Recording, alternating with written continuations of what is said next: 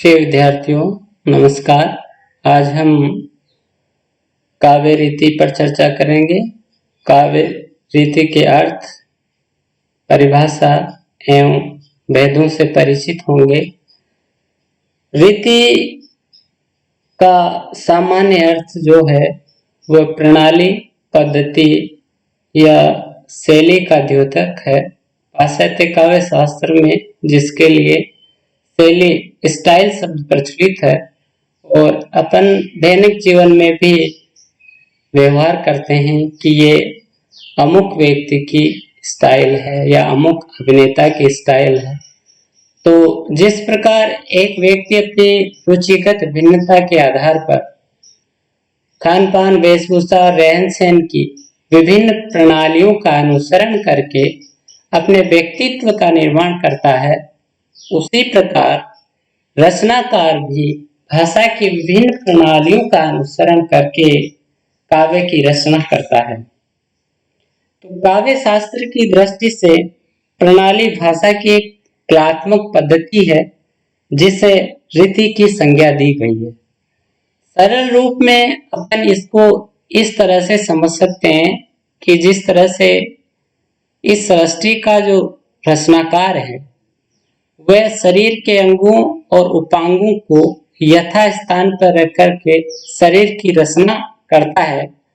यदि वह अंगों या उपांगों को अपने उचित स्थान से भिन्न अन्य स्थान पर रखे, जैसे एक हाथ की जगह एक पैर या एक पैर की जगह एक हाथ, तो शरीर की रचना जो है वह न केवल असुंदर हो जाएगी बल्कि उसकी उपादेयता भी नष्ट हो जाएगी।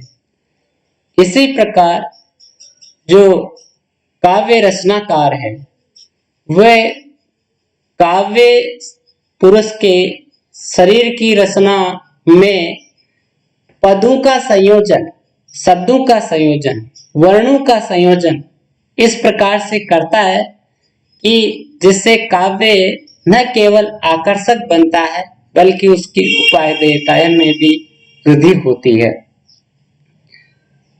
तो रीति सामान्य रूप में जो है रचना की एक पद्धति विशेष है, काव्य रचना की पद्धति विशेष है, जिसको अपन यूं कह सकते हैं कि पदों की संयोजना ही, पदों का सुंदर संयोजन ही रीति है। अब हम रीति के अर्थ पर चर्चा करें तो रीति शब्द की जो व्युत्पत्ति है वह रिंग धातु में कितने प्रत्यय के संयोग से हुई है और जिसका अर्थ होता है मार्ग। पंथ, वीथि, गति, प्रस्थान ये सभी भी इसके पर्यायवाची रूप में प्रयुक्त होते हैं। और रीति को गमन प्रणाली भी कहा गया है और इसकी व्युत्पत्ति रीयते गमयते अनेन इति रीति, अर्थात जिस मार्ग का अनुसरण करके कवि काव्य रचना करता है, जिससे होकर के जाया जाता है, वही रीति है। तो हिंदी में रीति के लिए पद्धति, पंथ, तरीका, ढंग, गति, प्रणाली, शैली आदि शब्द प्रचलित है, परंतु काव्य शास्त्र में जो है रीति शब्द ही प्रयुक्त होता है। तो रीति संप्रदाय जो है काव्य शास्त्र का एक संप्रदाय है और इस रीति संप्रदाय के जो प्रवर्तक है वो वामन माने जाते हैं। रीति शब्द के सर्वप्रथम प्रयोक्ता भी आचार्य वामन ही है। आचार्य वामन से पहले भी रीति की परंपरा विद्यमान थी, परंतु नाम में अंतर था। भरत ने जिसको प्रवृत्ति कहा था, दंडी ने मार्ग कहा था और वामन ने अपने ग्रंथ काव्य अलंकार सूत्रवृत्ति में रीति को काव्य की आत्मा कहा है। रीतिर आत्मा काव्यस्य, अर्थात रीति काव्य की आत्मा है। इस प्रकार वामन ने रीति को काव्य की आत्मा के पद पर प्रतिष्ठित किया और रीति को परिभाषित करते हुए वामन ने लिखा है कि विशिष्टा पद रचना रीति, अर्थात पदों की विशिष्ट रचना ही रीति है। विशिष्ट पदों की रचना ही रीति है। और इस विशिष्ट शब्द को फिर परिभाषित करते उन्होंने लिखा है कि विशेषो गुणात्मा, अर्थात ये जो विशिष्टता है, ये गुणों से आती है। और इस अर्थ में हम कह सकते हैं कि वामन ने गुणान्वित पद रचना को, गुणमयी पद रचना को ही रीति कहा है। आचार्य वामन ने रीति को काव्य की आत्मा कहा है और रीति को काव्य की आत्मा के रूप में प्रतिष्ठापित करते हुए उन्होंने बताया है कि रीति जो है वो शब्दार्थ रूपी काव्य शरीर में, काव्य को अगर पुरुष का रूपक दिया जाए तो उसका जो शरीर ढांचा है वो शब्द अर्थ से निर्मित है, और शब्दार्थ रूपी काव्य शरीर में रीति आत्मा नाम का तत्व है जो स्वयं प्रकाशित नहीं होता है बल्कि गुणों के माध्यम से अभिव्यक्ति पाता है। और उन्होंने फिर आगे लिखा है कि गुणों को भी उभार कर व्यक्त करने का कार्य काव्य में अलंकार करते हैं, और काव्य शरीर की जो रचना है वो पदों के विशिष्ट विन्यास या संगठन से होती है। तो इस प्रकार कह सकते हैं कि अलंकारों की सहायता से झलकने वाली गुण संपन्न जो पद रचना है वो रीति है वामन के अनुसार, और जो इन सबके अवयविक विन्यास, अवयवों के विन्यास में काव्य में व्याप्त रहती है, उसे किसी एक या कुछ तत्वों के योग के रूप में नहीं दिखाया जा सकता, वह अंगी के रूप में इन सब में और इन सबके साश्रय में विद्यमान रहती है। तो वामन ने ये कहते हुए काव्य को आत्मा के रूप में प्रतिष्ठापित किया, काव्य की आत्मा बताया और गुणों को उसको अभिव्यक्ति का माध्यम बताया। परंतु रीति काव्य की आत्मा है, इसको परवर्ती आचार्यों द्वारा स्वीकार नहीं किया गया, क्योंकि रीति का संबंध तो काव्य पुरुष के शरीर से है और काव्य पुरुष के शरीर बाह्य ढांचे से है। तो काव्य पुरुष का बाह्य ढांचा जो है, शरीर जो है, वो शब्द अर्थ से निर्मित है। इस कारण रीति काव्य की आत्मा नहीं है, काव्य की आत्मा तो रस ही है। और परवर्ती आचार्यों ने रीति को रस का उपकारक करने वाले एक बाह्य तत्व ही माना है। जैसे अपन राजशेखर की बात करें तो राजशेखर ने कहा है रीति को वचन विन्यास कहा है, और वचन विन्यास कर्मो रीति। वचन का अर्थ शब्द या पद, शब्द ही काव्य में प्रयुक्त होने पर, पंक्ति में प्रयुक्त होने पर पद कहलाता है, और विन्यास का अर्थ रचना, शब्दों का की रचना या शब्द योजना का विशिष्ट क्रम ही क्या है, रीति कहलाता है राजशेखर के अनुसार। आनंदवर्धन ने भी रीति को पद संगठना नाम दिया, और पद संगठना शब्द से ही प्रतीत होता है कि पदों का संगठन।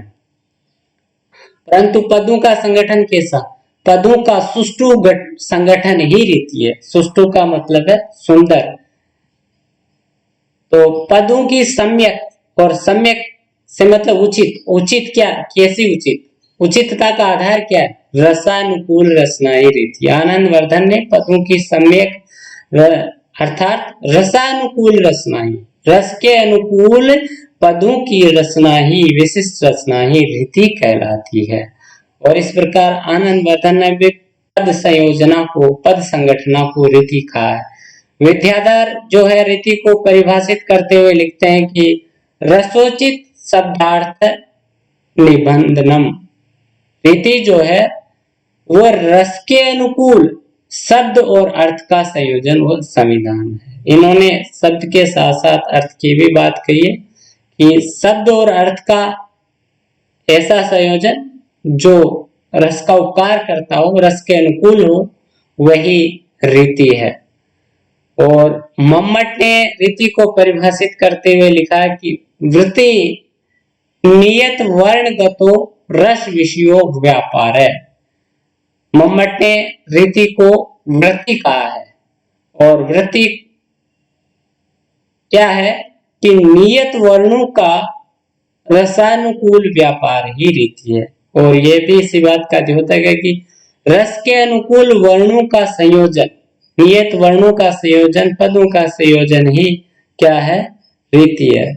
विश्वनाथ भी रीति को आनंदवर्धन की तरह पद संगठना मानते हैं, और उन्होंने रीति को परिभाषित करते हुए लिखा कि पद संगठना रीति अंग संस्था विशेषवत उपकृति रसादि नाम।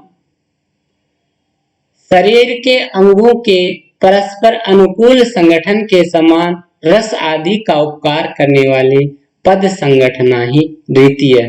जिस प्रकार शरीर के अंगों का सुंदर अनुकूल संयोजन संगठन आकर्षक व्यक्तित्व का आधार बनता है, उसी प्रकार पदों का सुंदर संयोजन काव्य की चारुता का आधार होता है।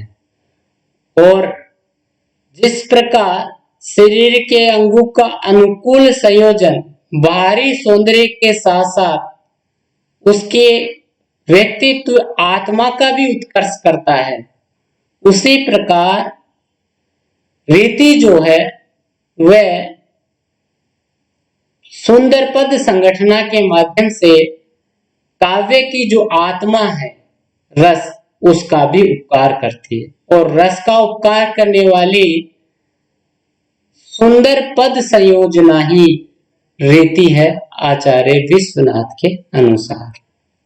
रामधाइन मिश्र ने भी इसी बात को लिखा है और उन्होंने कहा है कि शब्दार्थ शरीर काव्य के शब्द और अर्थ से निर्मित काव्य शरीर के आत्मभूत रसादि, आत्म शब्दार्थ से निर्मित जो काव्य शरीर है उसके भीतर आत्मवत स्थित जो रस है उसका उपकार करने वाले या प्रभाव बढ़ाने वाले पदों की जो विशिष्ट रचना है उसे ही रीति कहते हैं। और भागीरथ मिश्र ने रीति को व्यापक अर्थ में परिभाषित किया, जिसे शैली या रीति कहते हैं, पाश्चात्य काव्य शास्त्र में जिसे शैली कहते हैं। और इसका संबंध जो है व्यक्तित्व से भी जोड़ा। तो शैली या रीति काव्य रचना संबंधी वह विशेषता है जो कवि की प्रकृति और व्यक्तित्व, वर्ण योजना, शब्द संगठन, अलंकार प्रयोग, भाव संपत्ति एवं उक्ति वैचित्र्य के परिणाम स्वरूप प्रकाशित होती है। तो रीति की उक्त परिभाषाओं को पढ़ने के बाद हम ये अच्छी तरह से समझ गए कि वर्णों की या पदों की रस के अनुकूल संयोजना ही संगठना ही रीति है, या रसाभिव्यंजक पद योजना ही रीति कहलाती है। रसों को व्यक्त करने वाले, रसों के अनुकूल रस का उपकार करने वाले पदों की संयोजना, शब्दों की जो संयोजना है वही रीति कहलाती है। और रीति की संख्या के बारे में आचार्यों के विभिन्न मत अपन जान लेते हैं। जैसे प्रथम आचार्य भरत मुनि ने जो है रीति को प्रवृत्ति नाम दिया, और प्रवृत्ति को उन्होंने जो है भौगोलिक विशेषताओं के आधार पर बांटा है। चूंकि इनकी प्रवृत्ति का संबंध नाटक से है, तो एक भूगोल देश विशेष की वेशभूषा, भाषा, आचार व्यवहार के आधार पर इन्होंने देश के विभिन्न भागों के अनुसार 4 प्रवृत्तियां बताई हैं।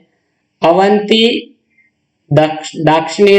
दाक्षिणात्य, पांचाली और ओड्र मागधी। पश्चिमी भारत की प्रवृत्ति अवंती, दक्षिण भारत की दाक्षिणात्य और पूर्व भारत की ओड्र मागधी और मध्य प्रदेश की प्रवृत्ति इन्होंने पांचाली बताई। भामा ने जो है इसका नामकरण नहीं किया, कुछ विद्वान मार्ग शब्द भामा के द्वारा भी प्रयुक्त बताते हैं। और उन्होंने काव्य को 2 प्रकार का बताया उस समय, एक तो वेदर और गौड़। वेदर को उन्होंने श्रेष्ठ काव्य और गौड़ को उन्होंने निकृष्ट काव्य। फिर दंडी ने रीति के लिए मार्ग शब्द का प्रयोग किया और इसके भी 2 भेद बताए, वेदर्भी और गौड़ीय। वेदर्भी दंडी के 10 गुणों से युक्त है। 10 गुण बताए हैं दंडी ने: श्लेष, प्रसाद, समता, माधुर्य, सुकुमारता, ओज, कांति, अर्थ, व्यक्ति, उदारता और समाधि। इन 10 गुणों से युक्त जो रीति है वो वेदर्भी है। और गौड़ीय रीति जो है उसमें इन गुणों का अभाव या कहीं कहीं जगह उनकी उपस्थिति होती है। वामन ने रीति शब्द का प्रथम बार प्रयोग किया और रीति के जो है 3 भेद बताए हैं, वैदर्भी, गौड़ी और पांचाली। वैदर्भी में इन्होंने सभी गुणों का समावेश माना है गौड़ी में ओज और कांति और पांचाली में माधुर्य और सुकुमार। आनंदवर्धन ने रीति को पद संगठन का नाम दिया और तीन भेद किए हैं जो समास के आधार पर किए हैं। असमासा, अल्प समासा और दीर्घ समासा। जिसमें समास नहीं हो, जिसमें कम मात्रा में समास पदों की उपस्थिति हो, जिसमें दीर्घ समास हो, जिनको एक तरह से वैदर्भी, पांचाली, अल्प समासा को और दीर्घ समासा को गौड़ी कहा जा सकता है। कुंतक जो है उन्होंने रीति को मार्ग शब्द से अभिहित किया, मार्ग नाम दिया और 3 प्रकार के कवि मार्ग बताए हैं, सुकुमार मार्ग, विचित्र मार्ग और मध्यम मार्ग।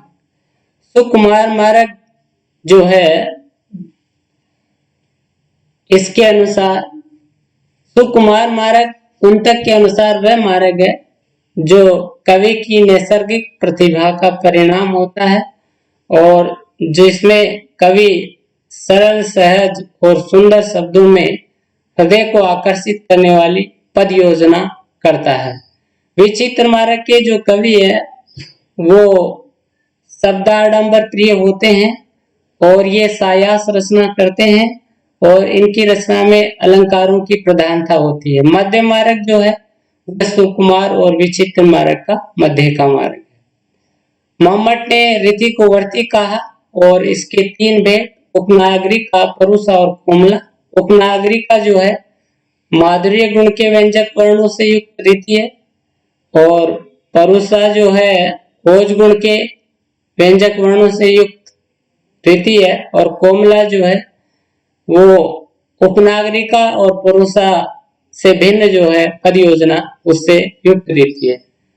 रुद्रट ने रीति के 4 भेद किए और समास के आधार पर इनको वैदर्भी, गौड़ी, पांचाली और लाटिन जो है भेदों में विभाजित किया।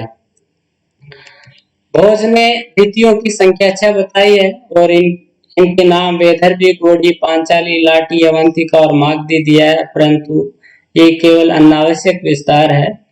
विश्वनाथ ने भी रीतियों की संख्या 4 बताई है, वैदर्भी, गौड़ी, पांचाली और लाटी को इन्होंने वैदर्भी और पांचाली की मध्य की रीति बताया है।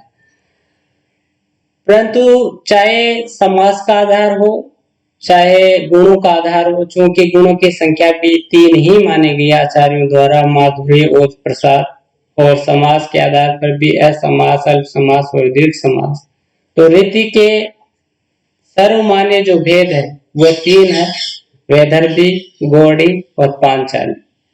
और जिनको वामन ने वैदर्भी, गौड़ी, पांचाली रीति नाम दिया है उसी को कुंतक ने मार्ग नाम दिया है और मम्मट ने वृत्ति नाम दिया है।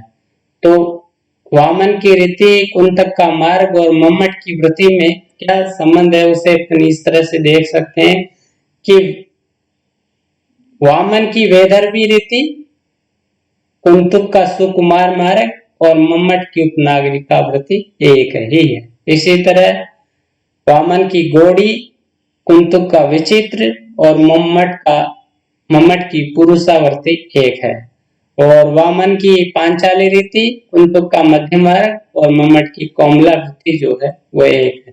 तो कुल मिलाकर हम रीति के 3 भेद कर सकते हैं, वैदर्भी, गौड़ी और पांचाली।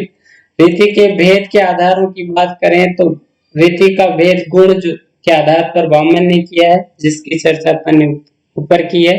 समास के आधार पर रीति का भेद आनंदवर्धन ने किया है और कवि स्वभाव के आधार पर कुंतक ने किया है और वृत्ति के आधार पर, वृत्ति यानी वर्ण संगुम्फन के आधार पर जो है मम्मट ने उपनागरिका, कोमला और परुषा 3 प्रकार की वृत्ति बताए और रस का आधार आनंदवर्धन और विश्वनाथ दोनों ने स्वीकार किया है।